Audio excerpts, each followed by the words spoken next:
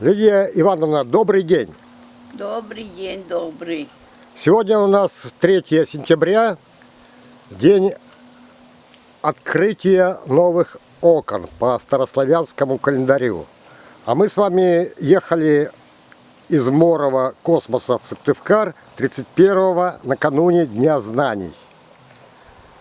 И вы очень интересную фразу сказали. Расскажите, пожалуйста, где вы учились и когда? Я училась в военные годы в Кировской области, в деревне. Ходили мы в школу за 4 километра. А какие это годы были? Какие годы? Это был сейчас скажу, 43-й, 44-й год, 42-й. Вот. А деревня называлась? Деревня у нас была Калиненки, а сейчас уже ничего от нее не стало. А какой район? Был у нас Черновский район, а сейчас у нас уже и область не Кировская, Костромская, и район уже Октябрьский. А школа осталась все та же. Как? Чего уже не знаю. А кого-то из учителей помните? Всех учителей помню. Первую учительницу помню у нас. Директор школы была Краева Клавдия Александровна. Учительница у нас была первая моя Мария Степановна. И училась я до 4 класса в этой школе. У нас было 4 класса всего. Потом надо было ходить уже за 10 километров в школу. И я не пошла в школу, стала работать. Мама была одна в колхозе, нас 3 было, я сама старшая. И пришлось работать. Правда, мама меня посылала в школу, иди учись. Нет, я буду работать. Это после 4 класса? Да, после 4 класса. Но вы очень интересную фразу сказали, если можно повторить ее, пожалуйста, когда мы... Раньше мы учителей очень ценили. У нас учителя были, это Бог, мы как на Бога молились. Мы так боялись, мы всегда уже... Боялись или уважали? Уважали. Ну, ради уважения уже что-то учительница к нам, если пришла в деревню, это все, низкий поклон ей. Не только мы, родители наши, все кланялись. Было уважение к учителям.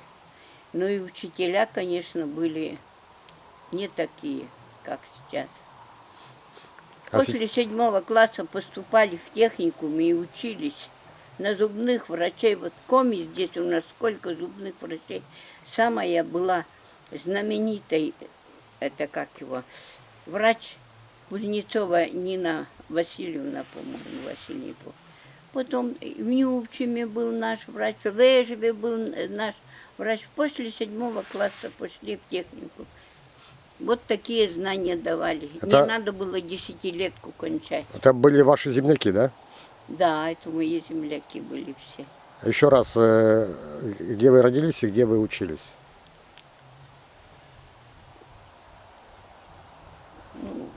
Деревня Калиненки я родилась. Калиневка? Училась, это, сельсовет был Лебедевский, Лебеди, деревня Лебеди. Вот я там и училась.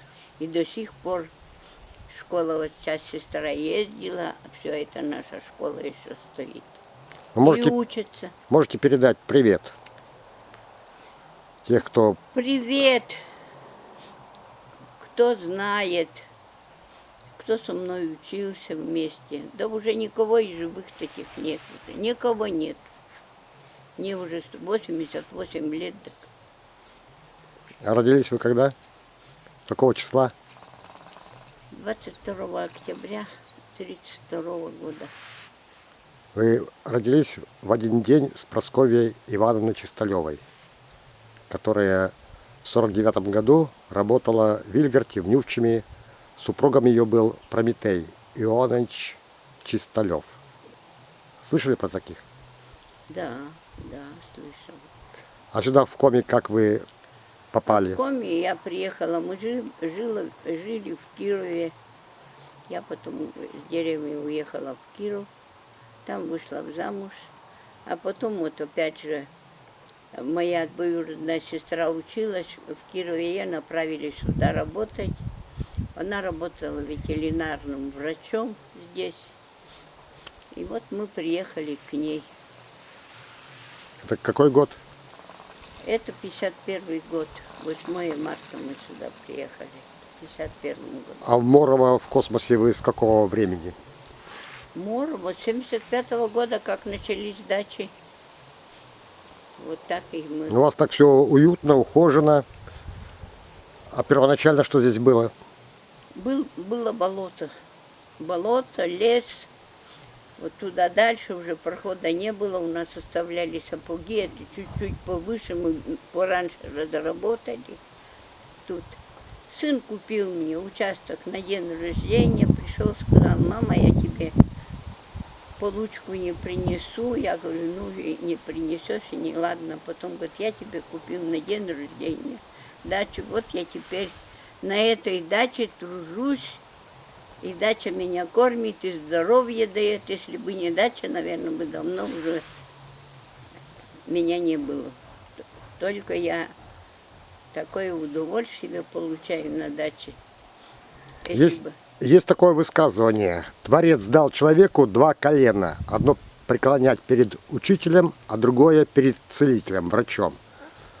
Про учителей вы сказали. А какие раньше были медицинские работники? А вы знаете, раньше как-то и не обращались к медицине-то. У нас больница была за 30 километров, так мы и не болели. А почему не болели? А почему? Потому что мы были закаленные. Мы,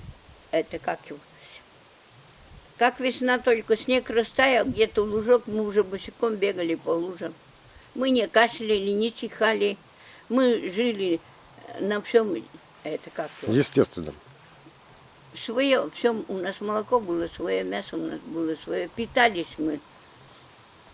В войну, конечно, чем попало, но у нас был колхоз хороший, мы сильно не голодовали.